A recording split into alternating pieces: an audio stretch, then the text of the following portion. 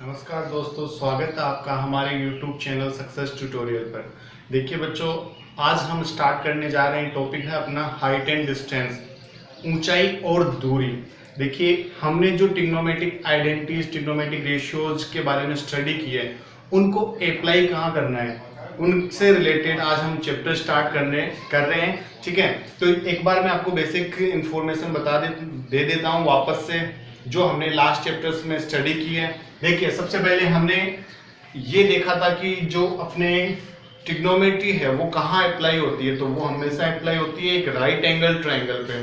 तो यहाँ मैंने आपके सामने राइट एंगल ट्रायंगल बना रखा है ABC। ठीक है, तो आप देखना, फर्स्ट ट्रायंगल में मैंने बेस एंगल थीटा ले रखा है एंगल A को, और सेकंड में ले रखा है एंगल C।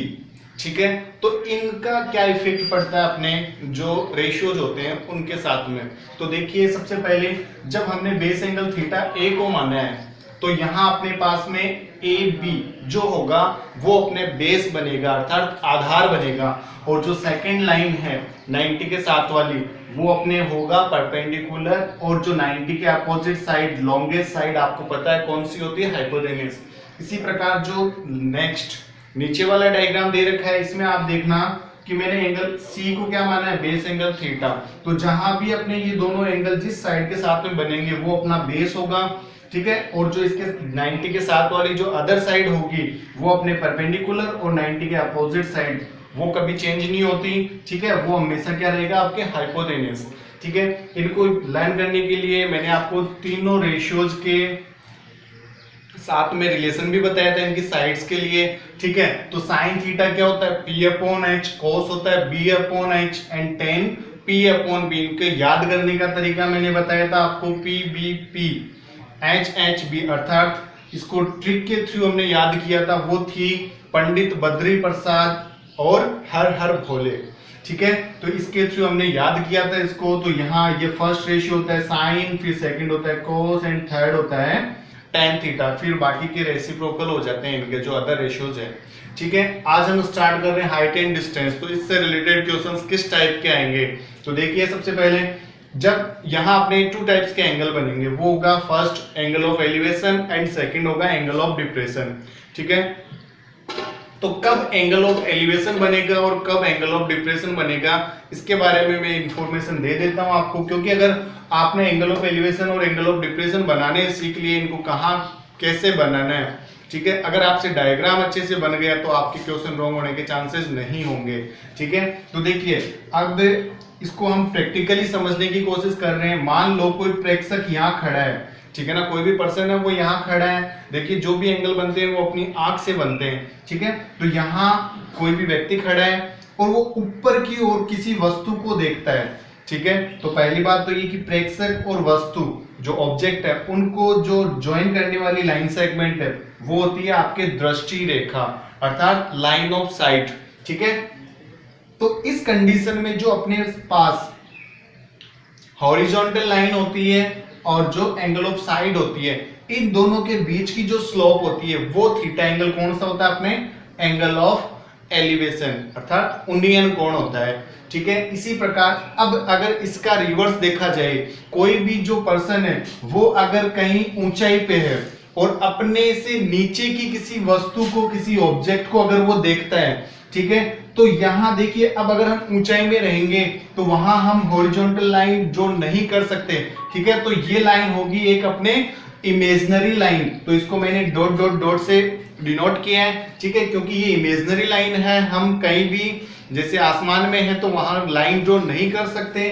ठीक है, तो इसके लिए हम क्या करेंगे, इसको डॉट डॉट डॉट से रिप्रेजेंट करेंगे। अब देखिए, तो ये अपने हॉरिजॉन्टल लाइन, ये अपना प्रेक्षक, ये ऑब्जेक्ट, तो दोनों को जो लाइन ज्वाइन कर रही है वो हो गई अपनी दृष्टि रेखा। ठीक है, तो इन दोनों के बीच की जो स्लोप होगी वो एंगल ऑफ थीटा, ये होगा अपना अवनमन कोण, अर्थात एंगल ऑफ डिप्रेशन। ठीक है बच्चों, इन दोनों को साथ में मैंने बताया यहाँ पे। ठीक है, ये और ये लाइंस दोनों पैरेलल लाइंस है, क्योंकि दोनों हॉरिजॉन्टल लाइन है। इन दोनों को लाइन जो ज्वाइन कर रही है वो है अपने लाइन ऑफ साइट, अर्थात दृष्टि रेखा। ठीक है, तो यहाँ जो भी एंगल्स बनेंगे वो दोनों एंगल्स कैसे होंगे, अल्टरनेट एंगल्स होंगे। कई बार हम ऐसे क्वेश्चंस करेंगे जिनमें अपने को गिवन तो है एंगल ऑफ डिप्रेशन, लेकिन उसको हम कन्वर्ट कर लेंगे किसमें, एंगल ऑफ एलिवेशन में, और उसके थ्रू हम क्वेश्चंस सॉल्व करेंगे। ठीक है, तो इस कंडीशन में जो भी यहाँ थीटा की वैल्यू होती है वो हर बार आपके सेम रहेगी। ठीक है, कोई चेंजेस नहीं होगा उसमें। ठीक है, तो देखिए जब हम नीचे खड़े हैं और ऊपर की ओर किसी वस्तु को देखते हैं तो अपने जो एंगल बनेगा वो होगा एंगल ऑफ एलिवेशन। और मान लो अगर हम कहीं ऊंचाई पे हैं, किसी ऊंचाई पे बैठे हैं और अपने से नीचे की तरफ अगर किसी वस्तु को देखते हैं तो जो एंगल बनता है वो होता है एंगल ऑफ डिप्रेशन। ठीक है ना, अवनमन कोण। ठीक है बच्चों, अब देखिए अपने इन ट्रिग्नोमेट्रिक रेशियोज को कैसे इन पे अप्लाई करना है वो हम क्वेश्चंस के थ्रू सोल्व करेंगे। लेकिन मैं आपको आपकी जानकारी के लिए बता देता हूँ, यहाँ आपने इन 3 रेशियो से ही ये कंप्लीट चैप्टर हो जाएगा। हमने 6th चैप्टर में एक टेबल बनाई थी साइन, कोस और टेन की। Sine theta, cos theta, tan theta, इनसे रिलेटेड हमने एंगल्स की वैल्यू फाइंड की थी 0, 30, 45, 60 और 90 की। ठीक है, तो साइन के लिए मैंने आपको बताया था कि एक लाइन लर्न कर लो या फिर उसको बनाना सीख लो तो आगे की टेबल अपने आप बन जाती है। तो सबसे पहली बात तो ये कि आई होप आपको ये लाइन वैल्यूज लर्न होगी। तो मैं यहाँ डायरेक्टली पुट कर रहा हूँ। साइन 0 की वैल्यू होती है 0, 1/2, 1/√2, √3/2 एंड 1। फिर cos के लिए हमने क्या किया था, इसका कॉम्प्लीमेंट होता है। ठीक है, तो इसको क्या कर देंगे, रिवर्स राइट कर देंगे, 1 √3/2, 1/√2, 1/2 एंड 0।